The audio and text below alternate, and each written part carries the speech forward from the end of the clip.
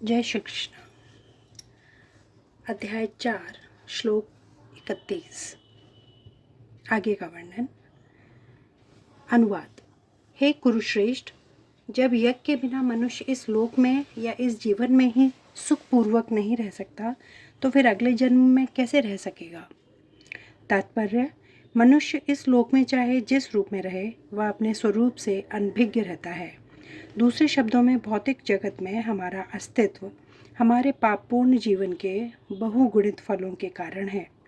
अज्ञान ही पापपूर्ण जीवन का कारण है और पापपूर्ण जीवन ही इस भौतिक जगत में अस्तित्व का कारण है। मनुष्य जीवन ही वह द्वार है जिससे होकर इस बंधन से बाहर निकला जा सकता है। अतः वेद हमें धर्म, अर्थ, काम तथा मोक्ष का मार्ग दिखलाकर बाहर निकलने का अवसर प्रदान करते हैं। धर्म या ऊपर संस्तुत अनेक प्रकार के यज्ञ हमारी आर्थिक समस्याओं को स्वतः हल कर देते हैं। जनसंख्या में वृद्धि होने पर भी यज्ञ संपन्न करने से हमें प्रचुर भोजन, प्रचुर दूध इत्यादि मिलता रहता है। जब शरीर की आवश्यकता पूर्ण होती रहती है तो इंद्रियों को तुष्ट करने की बारी आती है। अतः वेदों में नियमित इंद्रिय तृप्ति के लिए पवित्र विवाह का विधान है। इस प्रकार मनुष्य भौतिक बंधन से क्रमशः छूटकर उच्च पद की ओर अग्रसर होता है और मुक्त जीवन की पूर्णता परमेश्वर का सानिध्य प्राप्त करने में है। यह पूर्णता यज्ञ संपन्न करके प्राप्त की जाती है, जैसा कि पहले बताया जा चुका है। फिर भी यदि कोई व्यक्ति वेदों के अनुसार यज्ञ करने के लिए तत्पर नहीं होता तो वह इस शरीर में सुखी जीवन की कैसे आशा कर सकता है। फिर दूसरे लोक में दूसरे शरीर से सुखी जीवन की आशा तो व्यर्थ ही है। विभिन्न स्वर्गों में भिन्न भिन्न प्रकार की जीवन सुविधाएं हैं और जो लोग यज्ञ करने में लगे हैं उनके लिए तो सर्वत्र परम सुख मिलता है। किंतु सर्वश्रेष्ठ सुख वह है जिसे मनुष्य कृष्ण भावनामृत के अभ्यास द्वारा बैकुंठ जाकर प्राप्त करता है। अतः कृष्ण भावना भावित जीवन ही इस भौतिक जगत की समस्त समस्याओं का एकमात्र हल है। श्लोक 32। अनुवाद। ये विभिन्न प्रकार के यज्ञ वेद सम्मत है और ये सभी विभिन्न प्रकार के कर्मों से उत्पन्न हैं। इन्हें इस रूप में जानने पर तुम मुक्त हो जाओगे। तात्पर्य, जैसा कि पहले बताया जा चुका है, वेदों में कर्ता भेद के अनुसार विभिन्न प्रकार के यज्ञों का उल्लेख है। चूँकि लोग देहात बुद्धि में लीन हैं, अतः इन यज्ञों की व्यवस्था इस प्रकार की गई है कि मनुष्य उन्हें अपने शरीर, मन अथवा बुद्धि के अनुसार संपन्न कर सके। किंतु देह से मुक्त होने के लिए ही इन सब का विधान है। इसी की पुष्टि यहाँ पर भगवान ने अपने श्रीमुख से की है। श्लोक 33। अनुवाद। हे परम तप द्रव्य यज्ञ से ज्ञान यज्ञ श्रेष्ठ है। हे पार्थ, अंतकोत व सारे कर्म यज्ञों का अवसान दिव्य ज्ञान में होता है। तात्पर्य, समस्त यज्ञों का यही एक प्रयोजन है कि जीव को पूर्ण ज्ञान प्राप्त हो, जिससे वह भौतिक कष्टों से छुटकारा पाकर अंत में परमेश्वर की दिव्य सेवा कर सके।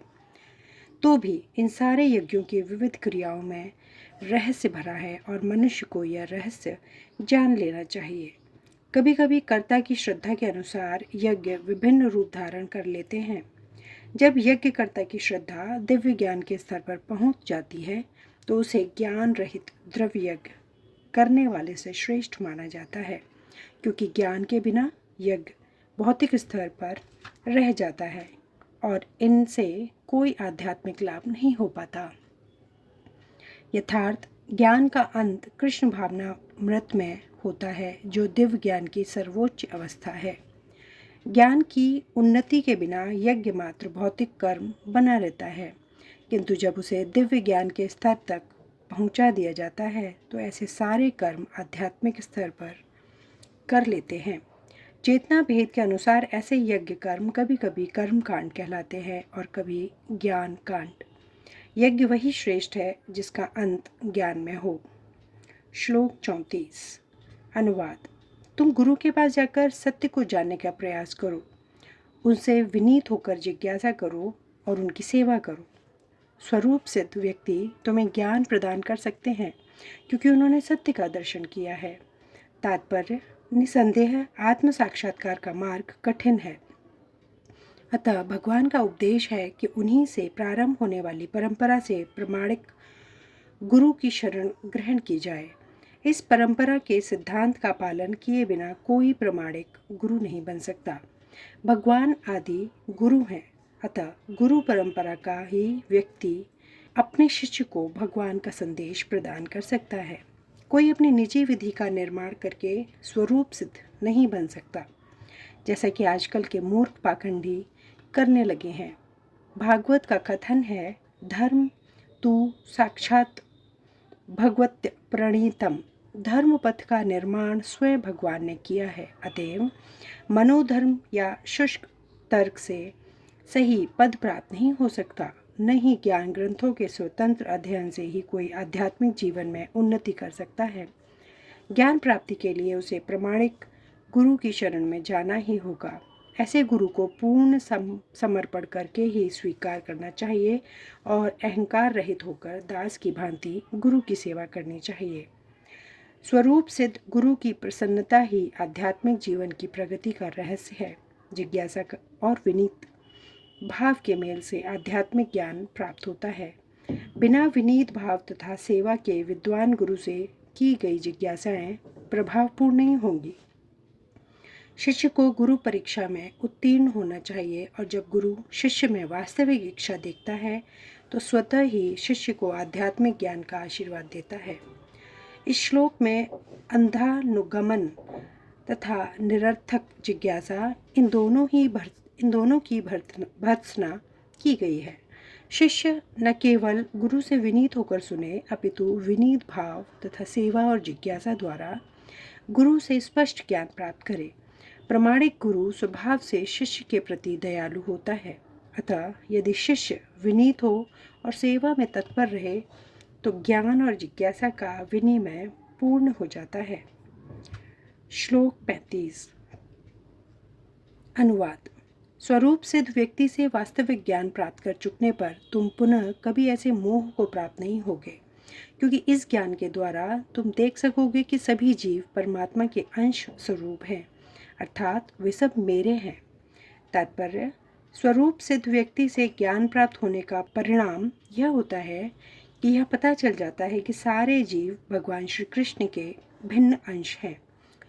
कृष्ण से पृथक अस्तित्व का भाव माया माँ नहीं या यह कहलाती है।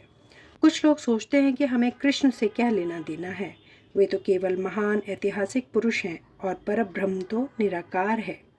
वस्तुतः जैसा कि भगवत गीता में कहा गया है, यह निराकार ब्रह्म कृष्ण का व्यक्तिगत तेज है। कृष्ण भगवान के रूप में प्रत्येक वस्तु के कारण है। ब्रह्म संहिता में स्पष्ट कहा गया है कि कृष्ण श्री भगवान हैं और सभी कारणों के कारण हैं।